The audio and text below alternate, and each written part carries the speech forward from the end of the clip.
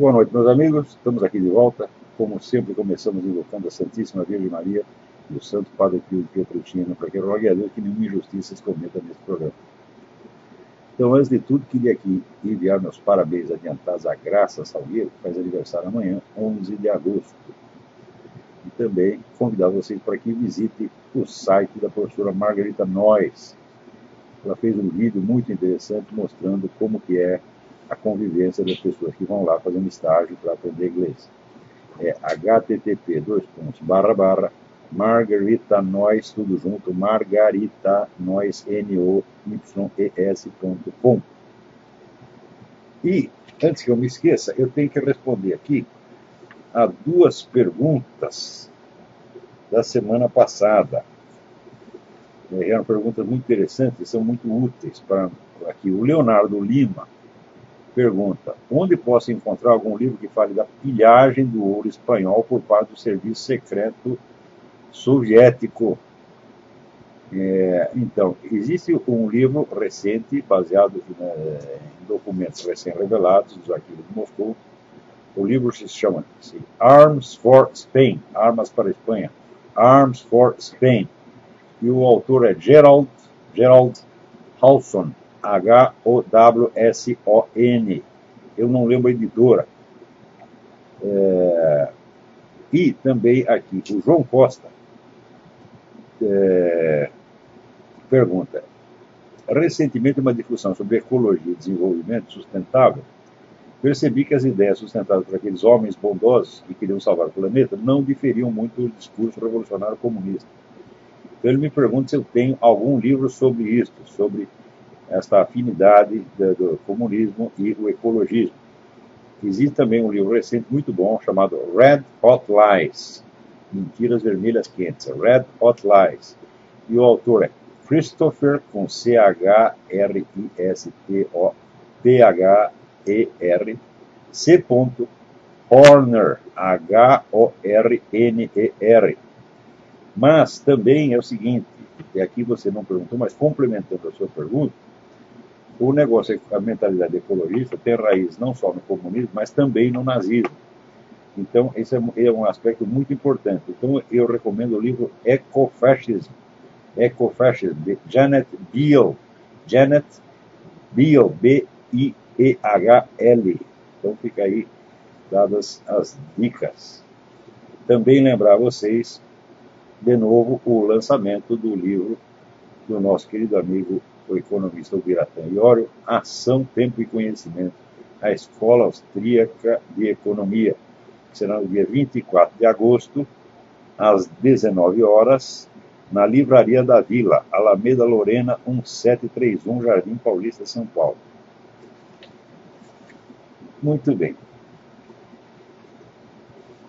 E eu aqui estava me preparando para pedir doações para o site do Júlio Severo. Vocês sabem que o Júlio Severo está aí vivendo numa espécie de exílio, trocando mais de país do que troca de cueca, uma mulher e 3 filhos, indo para cima e para baixo, sem dinheiro, 4 filhos, né?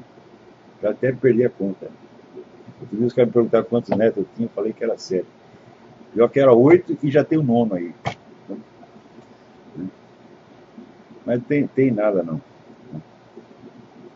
Uma vez eu fui lá no aniversário da minha então namorada Roxane, e o aniversário era no dia 30. Eu cheguei lá no dia 29, né, e daí dei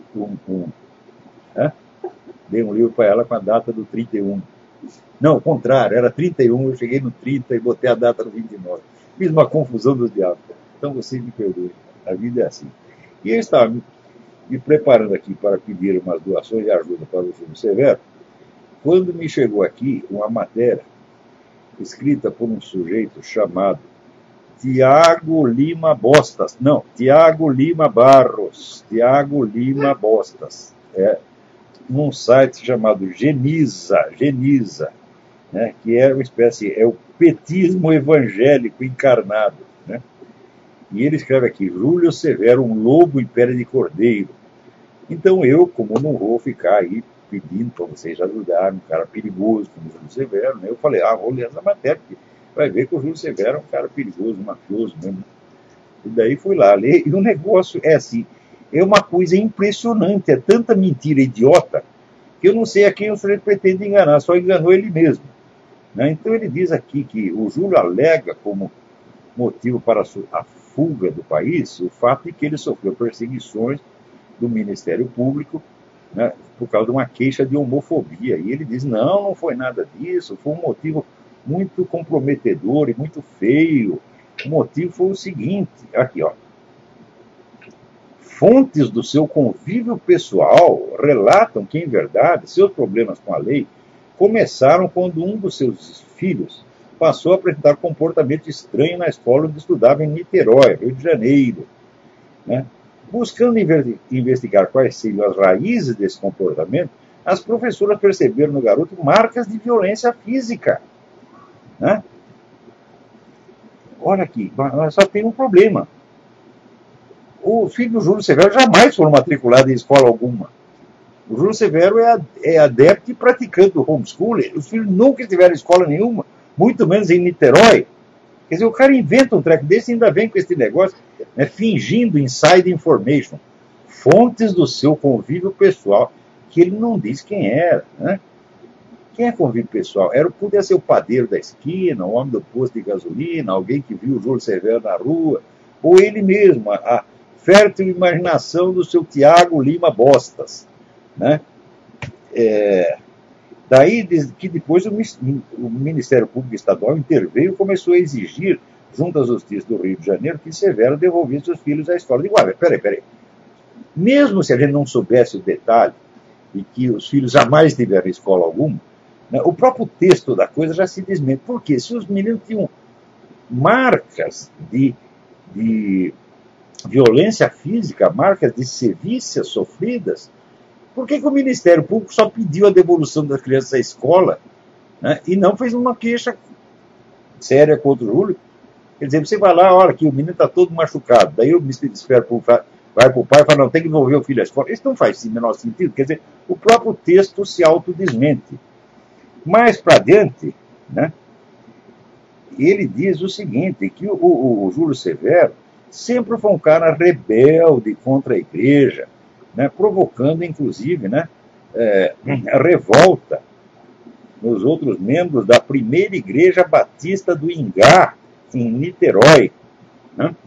E só tem um detalhe, o Júlio Severo nunca foi membro dessa igreja e nunca esteve lá, e nem sabe onde fica. Porra!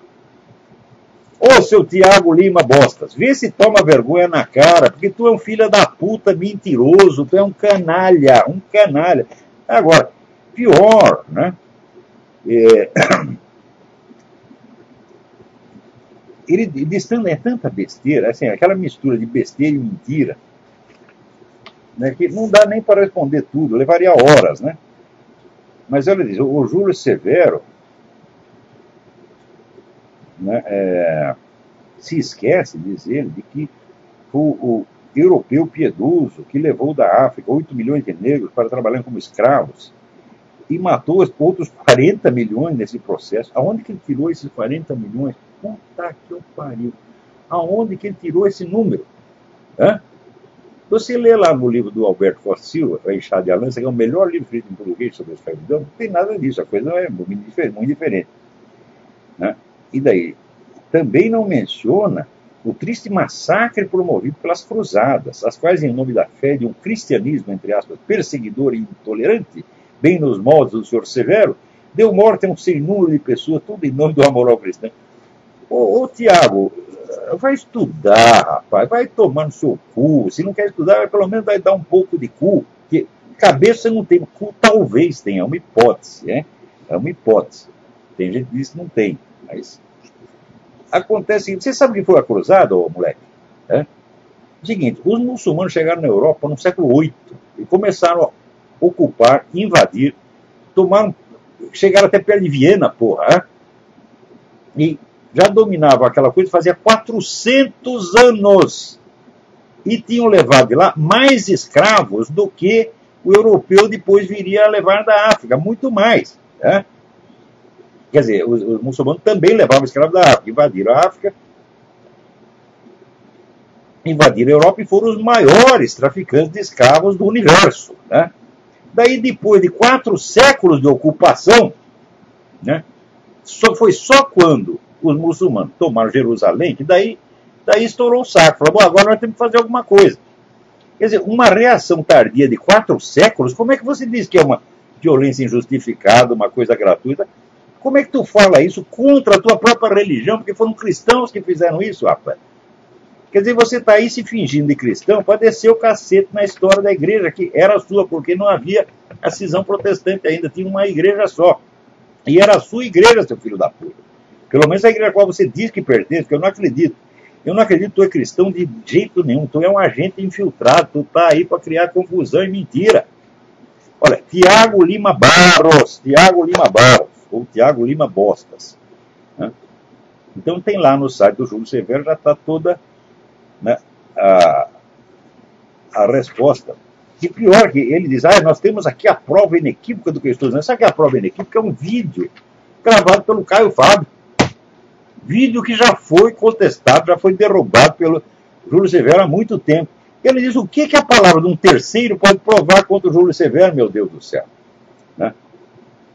Agora, essa história de pessoas do seu convívio, disseram, mas isso é coisa muito porca. Pior ainda, olha aqui, a hipocrisia que esse santarrão, esse sepulcro caiado lança em cima do Júlio. Ele diz que para escapar à perseguição, o Júlio Severo mentiu para o Ministério Público Estadual, dizendo que já tinha matriculado o filho numa outra escola. E desconversou o Ministério Público. Eu não sei se o Júlio Severo fez isso. Daí ele diz, pergunta aos defensores desse homem, um expediente mentiroso dessa natureza é digno de um cristão professo? Eu digo, aqui, ô filho da puta, tu não conhece a história de Abraão, não? Né? Abraão mentiu para escapar de uma perseguição. O que tem isso de mais? Isso quer dizer que, né, por exemplo, chega lá, né, a polícia, chega lá a SS, a Gestapo, procurando o cara e pergunta para a mulher, onde está seu marido? Ela tem que dizer, está lá escondido debaixo da cama. Não pode mentir para o perseguidor. Ora, vai ser hipócrita na casa do caralho, seu merda. Ora, essas pessoas assim, não dá nem vontade de responder. Isso aí merece um chute no meio do cu e pronto, pô. É uma pessoa de uma baixeza, de uma sujeira mental, sem limite, e está lá se fazendo de cristão, e falando naquela linguagem untuosa, bem linguagem de tipo Sidney Silveira e Carlos Nogueira. Você vê que não tem essa gente só na igreja católica, protestante também tem. Né? Olha, se tem um negócio que está democraticamente distribuído no mundo, é merda na cabeça. Né? Ninguém pode se queixar de que tem carência de merda na cabeça. Quer ver o que é merda na cabeça? Aqui. O Departamento de Saúde aqui, através da sua secretária, Kathleen Sebelius, fez lá uma orientação que trata a gravidez como se fosse uma doença. E a cura é o aborto. Né? Então, a mulher que está grávida, ela está com um estado patológico e merece tratamento, merece assistência do governo. E assistência consiste em abortar a infeliz. Né? Fazer a infeliz abortar. Então, tá vendo? Merda na cabeça está bem distribuído. Agora, aqui, vocês lembram quando teve o furacão Katrina, que o governo Bush, né, levou 24 horas para tomar as providências e foi condenado pelo país inteiro, uma gritaria formidável, dizendo que ele não quis fazer nada, porque lá só tinha preto e ele gostava que o preto morresse. Né? Muito bem, agora aqui no estado de Iowa tem uma inundação muito pior do que aquilo, já morreu muito mais gente do que no Katrina. Faz semanas, o governo não faz bosta nenhuma, o estado está inundado, está morrendo gente pra caramba, o estado não faz nada, e nenhum jornal nem reclama e nem noticia o que está acontecendo naquele estado. É que alguém me mandou, o Alex Álvares me mandou aqui várias fotografias, o negócio é uma calamidade o que está acontecendo lá. E talvez não haja tantos negros, né? Então, será que agora nós devemos dizer que o Obama quer matar os brancos, então por isso que ele não está mandando assistência lá para Iowa? Né? Olha, até meu Alex me manda um negócio aqui, que uma frase Marco Túlio Cícero, né? O filósofo romano. A frase que ele escreveu no ano 55 a.C. Olha aqui. O orçamento deve ser equilibrado. O tesouro deve ser reabastecido. A dívida pública deve ser reduzida. A arrogância dos funcionários deve ser temperada e controlada. E a assistência a outros países deve ser suspensa para que Roma não vá à falência. As pessoas precisam aprender a trabalhar de novo em vez de viver às custas do Estado. O cara escreveu isso no ano 55 a.C. E se aplica aqui nos Estados Unidos de uma maneira absolutamente maravilhosa. Maravilhosa, porque aqui, olha, os Estados Unidos caiu na escala lá do crédito, né? Perdeu o crédito, as bolsas aqui estão caindo, estão indo pelo chão, né? E o Obama disse que vai tirar férias. É o que ele faz, sempre um negócio engrossa, ele, eu vou jogar golfe, eu vou lá dar um pouco de cu, eu vou fazer alguma coisa, né, divertida, né? E esquece tudo. Agora, eu não entendo, eu não consigo entender como tem gente que ainda defende o Obama, porra. A semana passada, o senador John Kerry, lembra aquele que foi candidato a presidente? Ele disse o seguinte, ele disse que a culpa dos Estados Unidos perder crédito é do Tea Party. Ora, então quer dizer, é o Tea Party que está no governo, é o Tea Party que domina o Congresso, é o Tea Party que domina o Departamento do Tesouro, é o Tea Party que aumentou o teto da dívida 40 vezes. Ora, porra, o que falar para um sujeito desse? Então não querem que eu diga palavrão, pô, como é possível? A gente contestar educadamente, você pode contestar educadamente uma ideia que está errada, mas que tem alguma respeitabilidade, mas uma mentira sórdida, né? Sobretudo não é uma mentira sórdida, são centenas por dia, um negócio assim avassalador. Eu estouro o saco humano, porra. Você quer ver uma coisa? Olha, você lembra, quando começou a controvérsia, o negócio do nascimento do Obama, ninguém sabia onde o Obama tinha nascido, eles mostraram aquela versão resumida da certidão de nascimento. E daí o pessoal não se contentou, falou, não, nós queremos a versão integral, essa aí não serve. E a versão resumida, naquela época, já foi exibida pela Casa Branca uma coisa para tapar a boca. Diz, olha, está aqui a certidão de nascimento, cala a boca, burro, fica quieto. Não. Acontece o seguinte, agora se revelou que aquela certidão também era falsificada. E quem está dizendo isso? O próprio cara que falsificou. Ele fez uma certidão falsificada para o site Snopes.com. E a Casa Branca copiou aquela coisa do site do Snopes e publicou oficialmente dizendo que era a certidão de nascimento do Obama, porra! Né? Agora apareceu o cara, né? Ele se chama não sei o que, Poland, eu não acho o nome do cara, porra. Ron Poland. Ele diz, fui eu que fiz aquilo, porra. Fiz, botei lá no Snopes, e daí a Casa Branca veio, copiou, e disse que era a certidão autêntica. Quer dizer, não só a segunda certidão é falsificada, que já está mais do que provado. Para mim, assim, a prova definitiva não é nem o negócio do Adobe, do Photoshop. É o negócio do tamanho das letras. Né? O sujeito que é impressor há 40 anos, foi lá, ampliou o negócio e viu o seguinte, as letras datilografadas são de vários tipos e tamanhos diferentes, às vezes na mesma palavra.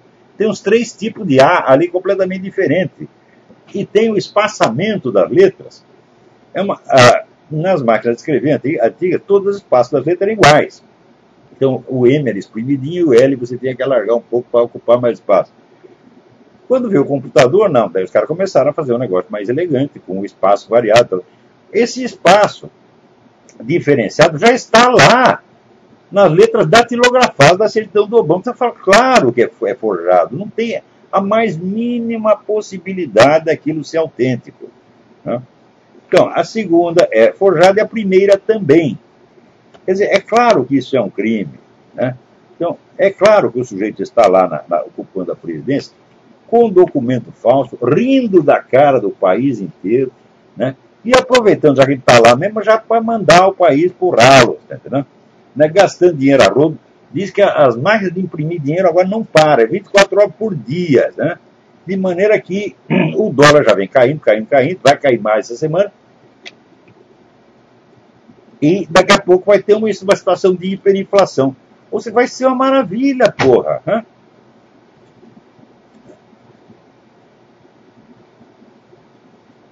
Agora, é incrível que ainda tem gente que... Aí no Brasil, Quando aparece brasileiro defendendo Obama, que nem Arnaldo Jabor, eu até entendo. Porque no Brasil ninguém sabe de merda nenhuma mesmo. Né? O Brasil é uma redoma, não, nada entra aí, é tudo fechadinho, é um espaço separado, é outra galáxia, né? Então, no Brasil nada se sabe do que está acontecendo nos Estados Unidos. Então, aqui, né, os brasileiros defendem Obama, eu falei, entendo. Isso aí é um hospício mesmo, então a gente já conta com isso, né? E o Arnaldo Jabor, né, a gente já sabe como o cara é. A mente do cara é um negócio mais arbitrário que você pode imaginar. Ele fala qualquer coisa, literalmente qualquer coisa. Não precisa pensar, não precisa se informar, não precisa nada. Os outros dias não está dizendo que o Obama está se esforçando para pagar a dívida americana. Não, Jabor, ele está aumentando a dívida. Não é a mesma coisa que pagar, você está entendendo? E para que o cara vai aumentar, elevar o teto da dívida? Como se pode pagar uma dívida elevando o teto da dívida? Eu não sei como faz isso, Jabor. Talvez você faça. Me ensina, porque eu gostaria de aprender isso aí. Né? Quer dizer que agora aumentar a dívida é pagá-la. O Obama, coitado, se esforçando para pagar a dívida e o Tea Party não deixa. Né? Agora, o brasileiro escreveu isso, eu entendo. Agora tem gente aqui que diz a mesma coisa, porra. Né? É um negócio incrível. Né? Agora está aqui. Até saiu no site do Júlio Severo. Essa matéria merece ser lida porque tem muita atenção. Havia aí um projeto de lei para parar com esse negócio de índio poder matar criancinha. Porque diz que faz parte da cultura, né? Então o cara não tem lá o filho, né? E nasceu a criança, ele não quer. Olha para a cara da criança, eu não gostei desse, vou jogar fora. E joga lá para os macacos comer, porra. Né? E daí aparece um monte de antropólogos iluminados, dizendo, não, mas isso faz parte da cultura, nós não podemos intervir. Né? Então, ora, devia ser da cultura da sua mãe, porra. Assim ela jogaria você no pinico, tá entendendo? E você não estaria falando besteira, né? Infelizmente não era da sua cultura naquele tempo, né? Mas, olha, o negócio é o seguinte, ou o índio tem os direitos humanos como todo mundo, ou então ele é uma espécie separada, ele é um tipo de, sei lá, de girafa, de rinoceronte, de macaco, que não pode ser julgado pelos parâmetros humanos. Ou então ele é um anjo do Senhor que escapa e está acima do julgamento humano. Ou está abaixo do julgamento humano, ou está acima. Agora, se ele é um ser humano como nós, então tem que ter os direitos e deveres de ser humano, porra. Claro, resguardar na medida do possível o seu patrimônio cultural, mas peraí, mas não podemos respeitar o patrimônio cultural do cara, né, desrespeitando a vida dele ao mesmo tempo. Quer dizer, se aquela cultura é louca, quer dizer, onde a vida humana não tem valor nenhum, então é o seguinte, nós ficamos num problema sério. Ou nós respeitamos a cultura do índio, ou nós respeitamos a pessoa dele. Quer dizer, por causa da cultura, nós vamos jogar o cara no lixo? É? Então, ó, seu índio, me desculpa, sua cultura vai tomar no cu, enfia a cultura no cu, tá certo? Mas você não vai matar as criancinhas, quer saber? É? Ah, mas você vai destruir a nossa cultura. Foda-se a sua cultura, meu filho! Olha, quando Hernán Cortés chegou no México, essa é uma história, né, linda, tem uma historiadora sueca chamada Inga Clendinen, que escreveu um livro contando como é que foi o fim da civilização azteca. Os aztecas, eles pegavam nas tribos vizinhas, todo ano, 20 mil pessoas para sacrificar naqueles rituais de sacrifício humano, né, ao Deus Sol. Eu vi aqueles altares onde ele fazia isso. Deitava o sujeito ali, metia uma faca no peito, rasgava, tirava o coração da vida. Faziam isso com 20 mil pessoas. E eles eram a tribo maior, mais poderosa, e as tribos em volta viviam com o cu na mão, né? Porque todo mundo chegava na época dos festivais, aí lá vem os aztecas, para catava, né? Um monte de gente levava lá para matar. Os espanhóis chegaram lá e disseram, quer saber, vamos acabar com esta merda, né? E eles fizeram aliança com as outras tribos de índios para atacar os aztecas. E atacaram e venceram. E quando os aztecas se renderam, o Hernán Cortés falou, bom, acabou a guerra. Sabe os outros índios que falam, acabou o caralho, meu filho, nós temos que matar todos, senão depois eles vão crescer, as crianças vão crescer, fazer a mesma coisa de novo, eles vão nos matar de novo. E daí pegaram e mataram todos os aztecas. E quer saber, olha, será que nós teríamos que respeitar a cultura nazista? Né? Nós chegamos lá, tá os caras, tudo, os judeus morrendo de fome, pesando 23 quilos no campo de concentração, dizendo, não podemos tocar nisso, porque é a cultura germânica, nós temos que respeitar. Nós temos que respeitar agora a cultura do Gulag. A cultura do Gulag, na verdade, tem sido respeitada.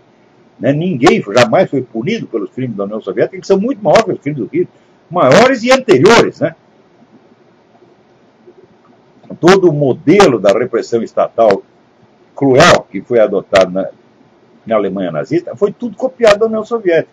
Então, esses não pagaram até agora. Então, agora vamos respeitar a cultura do índio. Bom, mas tinha um projeto lá para parar com essa merda, né? Para índio parar de matar as criancinhas. E daí, essa semana que foi aprovado lá um projeto no Congresso, mas que veio uma versão muito atenuada para não ofender os índios, por exigência então, da presidenta do Brasil, como diz o presidente, como diz o seu Sarney, né?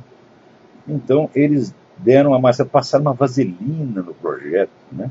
Para que a cultura indígena não sinta muita dor anal dentro da sua aplicação.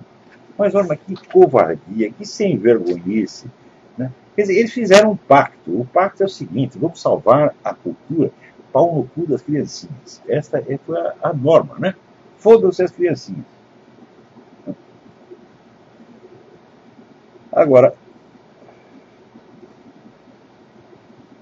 aqui, na Colômbia, o negócio está bravo. O governo da Colômbia, veja você, pediu um perdão público pelo assassinato de um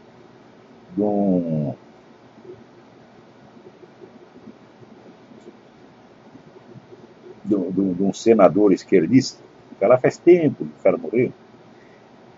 E o governo agora fez lá um ritual para pedir desculpas públicas. Só tem o seguinte: ninguém sabe quem matou o cara. Hã?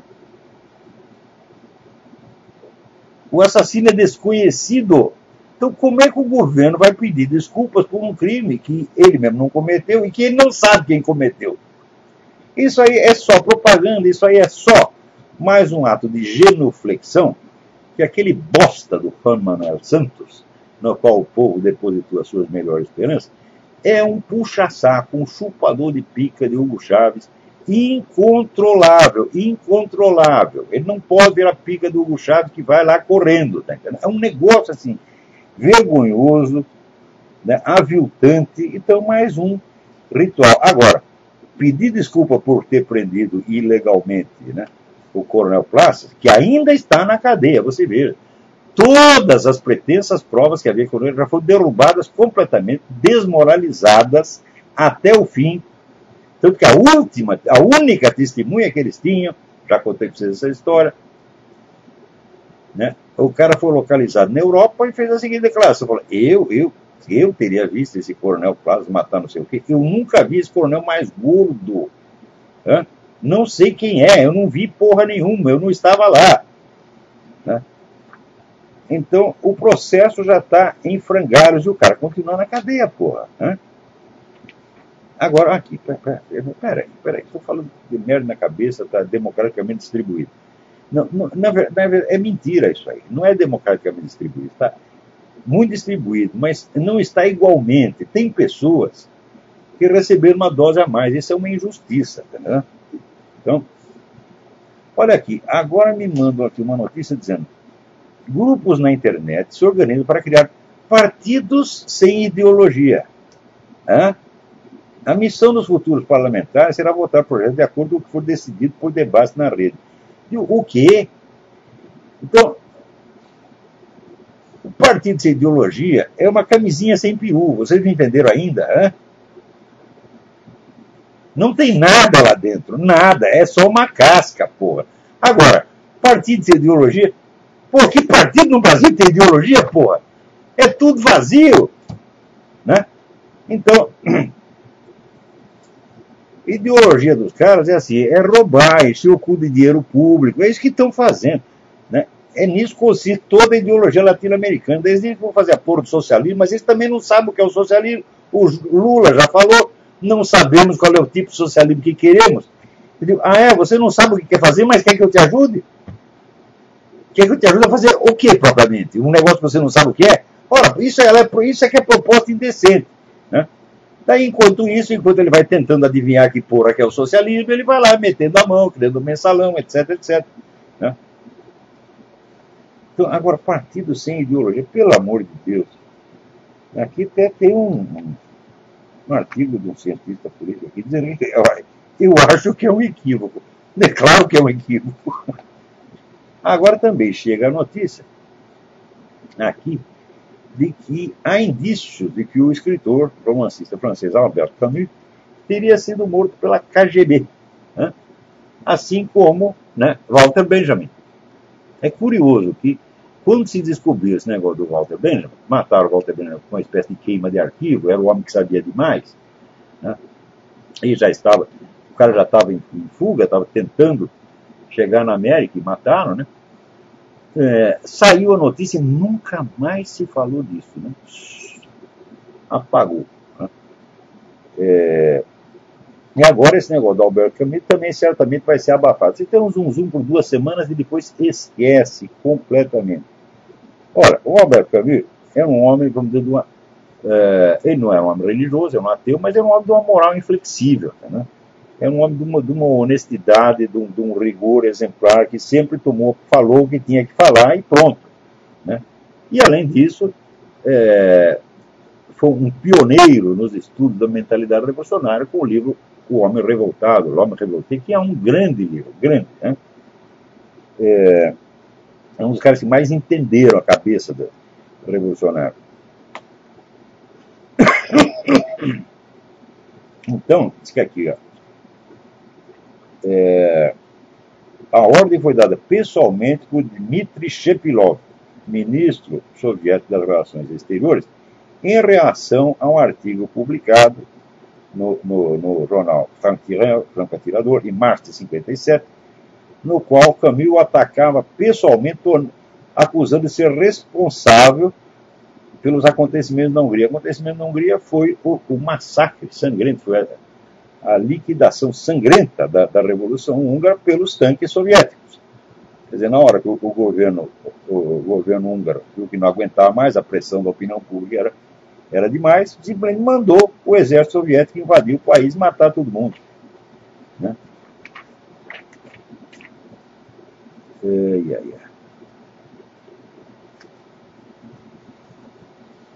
Então, olha, aqui eu li um artigo muito interessante de um tal de Wesley Pruden, que eu não sei quem é. Né? Publicou aqui no site dele, prudenpolitics.com. Né? O artigo chama The Terror of Penitent Prayer, terror da peste penitente. Né? Onde ele mostra o seguinte, que esse pessoal ateísta militante, né, que está ficando eles têm cada vez entusiasmo na sua fé. Né? O zelo, né, eles dizem, os ateístas estão tentando espalhar as suas crenças com o zelo que Billy Graham teria invejado. Mas olha, isso é verdade, essa coisa é crescente. As pessoas acham que o dever delas é acabar com a religião no mundo. Né? E não se tem exemplo na história do que seria uma sociedade, uma civilização sem religião, civilização ateísta. Isso nunca existiu e nunca vai existir. De maneira que quando esses camaradas estão demolindo aqui o cristianismo, só o que eles estão fazendo é aplanando o caminho para o Islã. Só que eles não sabem, eles não são capazes de juntar, né, pé com bola. Né? O Gilberto Amado já escrevia, cada vez que ele viu um brasileiro capaz de juntar causa e efeito, ele tinha um orgasmo. Tá certo? Não precisa dizer que ele viveu num estado de privação sexual miserável a sua vida inteira, né? Porque até hoje eu estou procurando um brasileiro que junte causa e consequências, não consegue, né? Vai explicar isso com o Rodrigo Constantino. Rodrigo Constantino. A religião é a base de todas as civilizações conhecidas, todas sem exceção. Agora você quer não só fazer uma civilização sem religião, mas uma civilização mundial sem religião. Agora, você ofereça esta opção para os muçulmanos. O que eles fazem? Eles cortam a sua cabeça na mesma hora. Eles não querem discutir. Então, você não quer o cristianismo? Tá bem, então você cria um espaço vazio durante 3 meses e daí vem o Islã e ocupa o espaço. Aliás, eles, na verdade, tem teóricos da Revolução Islâmica que dizem o seguinte, o socialismo está muito certo, mas o socialismo ele deixa a alma vazia. Então nós precisamos preencher aquilo com um conteúdo E o conteúdo, né, espiritual do socialismo será então o quê? O Islã. Então aí juntou a fome com a vontade de comer, então todos os comunistas e os muçulmanos de mãozinha dada. Porque os comunistas esperam o seguinte, não, nós vamos usar esses muçulmanos, depois nós matamos todos. E os muçulmanos pensam exatamente a mesma coisa, nós vamos usar esses caras, depois nós matamos todos. Tá certo? E como o Islã é muito mais antigo, muito mais consistente, muito mais durável do que o comunismo, quem vai ganhar essa parada? Uma vez eu escrevi um artigo dizendo o seguinte, o maior problema das décadas vindouras, né, será a competição de comunistas e muçulmanos. Ela não começou ainda, né? Por enquanto estão lá, né, de beijinho, né?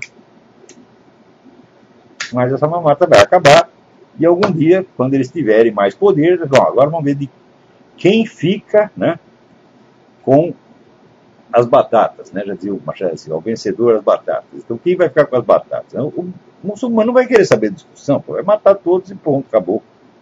Né? Esse pessoal comunista também é tudo bucha de canhão, tá? Eles estão lá só para fazer a revolução e depois ser os primeiros que morrem. Agora, veja que coisa linda, né?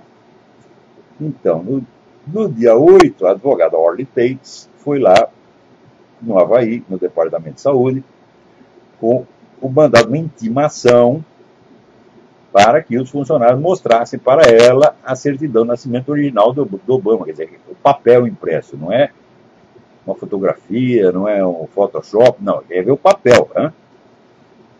E levou consigo 2 técnicos, um técnico no Photoshop e outro técnico na impressão, que era esse mesmo que eu mencionei há pouco, que já iam examinar o negócio na hora, né, para comprovar se é falso, que é claro que é falso. Bom, chegou lá, daí a funcionária não quis entregar, alegando que o documento é confidencial. Digo, uai, como pode ser confidencial um documento que está publicado no site da Casa Branca, porra? Quer dizer, é muita conversa agora. Só que daí se ferrou, porque daí a Orly Tates voltou lá no juiz e agora o juiz intimou a funcionária, né, do Departamento de Saúde do Havaí, cujo nome esqueci. Deixa eu ver se eu acho aqui. Esqueci. Loretta Fudi. Olha só. Que bom nome, hein? Fudi. Né? Então, já está lá, fudendo tudo. Né? Então, dona Loretta Fudi vai ter que agora comparecer do juiz e explicar que merda é essa, né? Primeiro, cadê o papel? Segundo, por que a senhora não mostrou, já que o papel já foi publicado no site da Casa Branca? Mas olha, isso aí está um desespero para assumir com isso. Sobrou lá essa tal de Loretta Fudi, porque a outra que foi intimada, cujo nome eu esqueci, desapareceu. Né? Desapareceu. Tinha 2. Uma tirou férias e a outra estava em lugar incerto e não sabido. Daí sobrou essa coitada dessa Loretta Fudi. Ela tremendo nos alicerces e inventando uma historinha para não mostrar o papel. Né? Também, olha aqui, tem outro processo ainda contra o Barack Obama, porque na eleição que o tornou presidente, ele recebeu 70 milhões de dólares em contribuições ilegais, sobretudo de governos do Oriente Médio ligados à Al-Qaeda. Né? Então, é claro, todo mundo sabia que isso acontecia, só que já não tinha aí o negócio trocado em miúdos. Agora, a United States Justice Foundation, que é uma ONG, cujo presidente Gary Cripp é, aliás, o advogado do Alan Keyes, num outro processo de elegibilidade movido contra Obama, né, ajuntou as provas todas e agora está abrindo outro processo. Né? Só que é o seguinte, o pessoal está lutando contra pessoas bilionárias. Então essas ONGs, né, tem que ficar aí pedindo esmola, né, para ver se consegue juntar um dinheiro, porque aqui, olha, esse negócio de justiça aqui não é brincadeira, viu? Isso aqui é muito caro. Olha aqui que maravilha. Você conhece o Fernando Moraes, o autor de Olga e da biografia do Chateaubriand e do livro A Ilha. Né? O Fernando Moraes foi muito amigo meu em outras épocas. Né? Mas olha, e era um sujeito assim, delicadíssimo. Né? Uma pessoa realmente muito, muito agradável, muito simpática. Né? Mas eu só era amigo dele porque eu não tinha lido os livros dele, porra. Hã? Eu só fui ler aquilo anos mais tarde. E daí fiquei horrorizado. Porque tem um livro Olga, onde ele idealiza lá a Olga Prestes, Olga Benário Prestes, né? Que mais tarde se comprovou que não era uma militante, era um agente do Serviço Secreto Militar Soviético, porra! Hã? E pensa que o Fernando Moraes retificou o livro por causa disso? Nada, deixa assim como está. Né? E então faz anos que o Fernando Moraes é Relações Públicas de Cuba. Agora ele escreveu um novo livro que chama... Como é que eu não li o livro ainda, mas eu preciso ler. Os Últimos Soldados da Guerra Fria. Está aqui. Conta que na década de 1990, Cuba criou a Rede Vespa, um grupo de 12 homens e 2 mulheres que se infiltrou nos Estados Unidos e cujo objetivo era espionar alguns dos 47 grupos anticastristas sediados na Flórida. Presta atenção. A simples formulação da coisa já é de uma imoralidade gritante que ele não percebe. Ou seja, Cuba manda espiões aqui para os Estados Unidos para espionar o quê? A atividade do governo? Não, a atividade de cidadãos exilados. Então, esse negócio de monitorar exilados e tentar atraí-los de volta para matá-los, isso é uma tradição no movimento comunista. Então, esses caras aqui desse grupo Rede Vespa vieram aqui colher informações com o intuito de evitar ataques terroristas ao território cubano. De fato, né, algumas dessas organizações ditas humanitárias se dedicavam a atividades como jogar pragas nas lavouras cubanas, interferir nas transmissões de torre de controle e, quando Cuba se voltou para o turismo, sequestrar aviões que transportavam turistas. Né? Executar atentados a bomba em seus melhores hotéis, até disparar rajadas de metralhador quando navios... Um momento. Né? Quer dizer, em 5 anos foram 127 ataques terroristas. Cadê as vítimas, o Fernando Moraes? Né? Que eu saiba, né, se localizou um sujeito, até esqueci o nome, um sujeito que o Fidel Castro explora esse sujeito até, espreme até as últimas gotas do limão, porque foi o único terrorista que foi realmente localizado, que sequestrou um avião. Né? Agora, tudo isso foi de 1990 para dentro. Nesse ínterim, quantas pessoas o governo cubano matou? Hã? Quer dizer, ele disse, os caras eram tão... Esses terroristas, veja até o que eles faziam. Eles, terroristas anticastristas, né, invadiam o espaço aéreo cubano para lançar panfletos.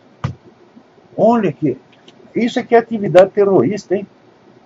Quer dizer, olha, uma das ocupações principais desse pessoal da esquerda nos últimos anos tem sido modificar substantivamente o sentido da palavra terrorista. Antigamente, essa palavra era reservada a quem praticava atentados violentos. Agora não. A grande mídia aqui já decidiu que é feio chamar de terrorista o pessoal da Al-Qaeda, o pessoal das Farc, né? Tem que chamar de combatentes por alguma coisa, não pode usar a palavra terrorista. A palavra terrorista agora é usada, por exemplo, para o Tea Party, para o Alejandro P. Esclusa, para quem fala mal deles ou para quem joga panfletos. Né? Então, realmente é inversão total do vocabulário. Né? Então, bom, eu vou aguardar e ler o livro do Fernando Moraes. E não é porque sempre tive boas relações com ele que vou deixar de falar o que tem que falar.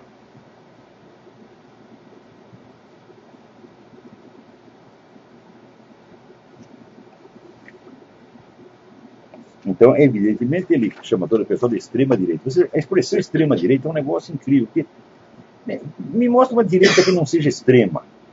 Todo mundo que está à direita, digamos, do PSDB, ou à direita do Partido Democrático Americano, é extrema-direita. Né? Agora, nós, conservadores, liberais, então nós usamos a palavra extrema-esquerda para designar apenas terroristas, entidades que praticam atividades violentas na defesa das suas ideias, das suas propostas. Né? Mas eles chamam de extremista, de extrema-direita, qualquer um que seja contra eles. Então, evidentemente, é uma rotulação muito porca, muito mal intencionada, muito filha da puta. Então, onde quer que vocês leiam a expressão extrema-direita, em 99% dos casos vem da boca do filho da puta. Agora, olha aqui. Um relatório do Departamento de Rendas Internas, segundo leio, né, no site do meu amigo Donald Hank, ele reproduz lá uma matéria do Daily Mail, jornal inglês, ele diz o seguinte, que se você pegar aqui as 8.274 maiores bilionários, mega bilionários que tem nos Estados Unidos, né, e confiscar todo o dinheiro deles, não dá para pagar a dívida que o governo americano faz em 24 dias. Você pega tudo que os maiores bilionários ganham num ano, não dá para pagar a dívida de 24 dias. Hein? Olha só, hein? Agora, se você pegar, também tem uma outra conta. Né? Se você pegar não os mega bilionários, mas assim, apenas milionários, né? Pessoas que ganharam mais de 1 milhão por ano.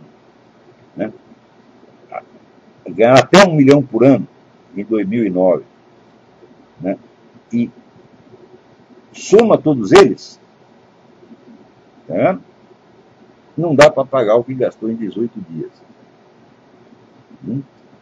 Então, era aquela esqueci o nome do autor, tem um humorista americano muito engraçado, eu esqueci o nome do cara, escreveu um livro, Eat the Rich, Como os Ricos. É a solução dele para o problema alimentar no mundo. Comer os ricos. Agora, aqui, essa semana saiu aquela carta do presidente Uribe chamando o Lula das coisas mais óbvias, que é hipócrita e covarde. Mas quem é que não sabe que o Lula é hipócrita e covarde? Ele próprio sabe e ele se orgulha disso, porque isso para ele é esperteza. Né? O Lula sempre foi um cagão, todo mundo sabe. Né? Não é um valente de jeito nenhum. Né? E daí diz que o Lula, né, pelas costas, falava mal do Hugo Chávez, falava horrores do Hugo Chávez. Daí chegava o Hugo Chávez, ele imediatamente, né, se debulhava ali em rapapés e carinhos para o Hugo Chávez. Né?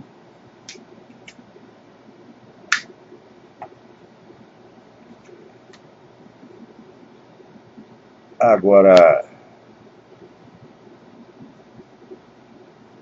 o Lula está entusiasmadíssimo com o Juan Manuel Santos. Né? Bom, muito bem. Vamos ver o que mais nós temos aqui.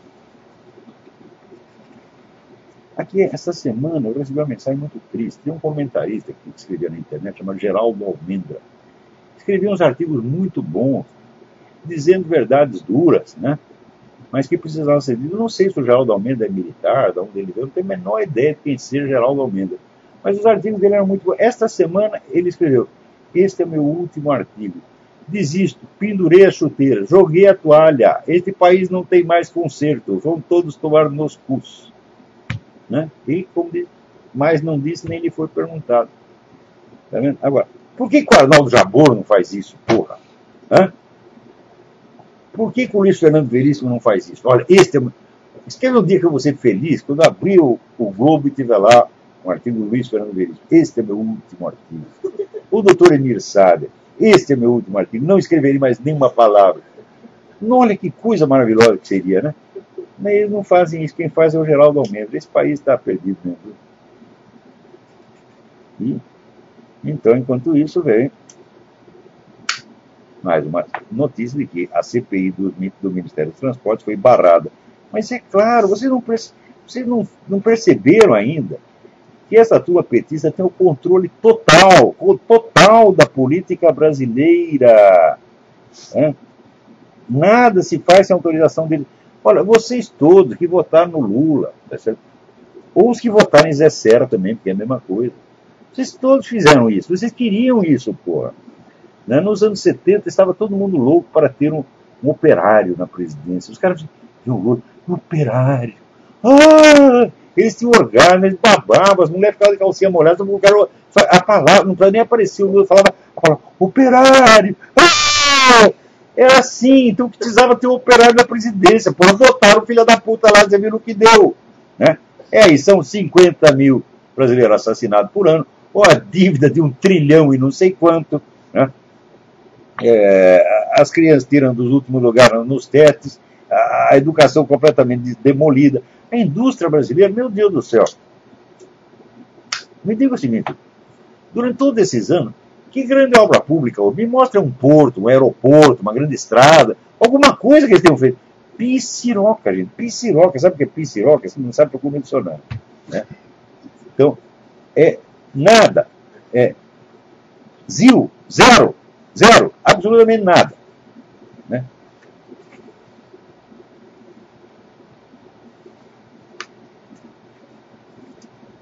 Então, olha aqui, também aqui aconteceu um outro negócio.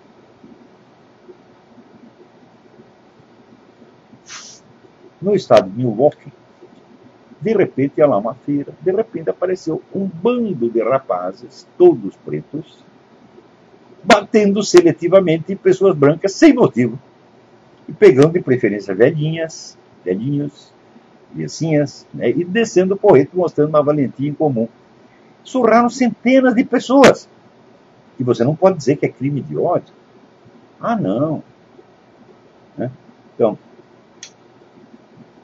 se entra um assaltante preto na sua casa e você dá um tiro no filho da puta, é crime de ódio. Agora, se o sujeito preto reúne uma turma para bater nas pessoas, ah, não, não é crime de ódio.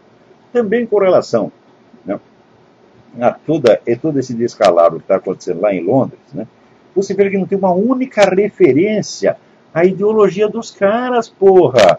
Vocês são jovens desempregados, né? Nem no Brasil não pode falar que o cara é um assassino, é o jovem envolvido, né? Ah, então, quando apareceu o negócio de Oslo, né, então todo mundo imediatamente já diagnosticou falsamente a ideologia do cara, dizendo, ele é cristão de direita, sionista, blá. Agora, aqui, o negócio está óbvio que vem de comunista e muçulmano, mas não pode falar. Não pode falar, tem que ficar quietinho, né? E nesse caso aqui do Milwaukee também, não pode ver que tem uma motivação racista, ideológica, nada, é proibido. Gente, quando é que vocês vão entender que a chamada grande mídia não é confiável nunca, né? E se vocês ainda têm, vamos dizer, alguma credibilidade nos grandes jornais, no CTV, vocês estão 30 anos atrasados na história, pô. E espera um pouco que você vai ver. Olha, a história verdadeira já está no livro do Daniel Stulin. Mostra ali que o pessoal do Bilderberg já comprou tudo quanto comprou as principais empresas de mídia e uniformizou o noticiário no mundo, para dar essa impressão de unanimidade espontânea. Então, quem não sabe disso aí, olha, esse jornal diz uma coisa, aquele diz a mesma coisa, outro diz a mesma coisa, deve ser verdade, né? Quando justamente a uniformidade já é a prova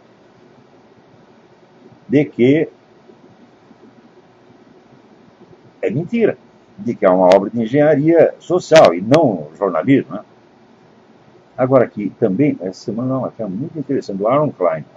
Aaron Klein, que era correspondente não sei se ele é ainda correspondente do ONU em Israel, ele sempre descobre umas coisas interessantes, né? Ele descobriu uns documentos, uns discursos de capelães militares muçulmanos, dizendo o seguinte, isso, nós não precisamos combater as Forças Armadas americanas, nós podemos apenas infiltrar, e de lá de dentro nós estragamos tudo. Esse sujeito confessa que vai fazer isso, né?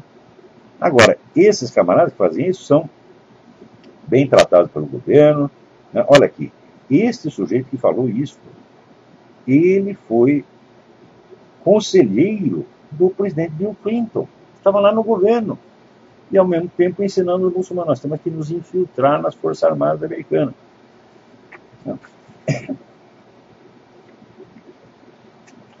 Então, eu acho que o nosso tempo aqui...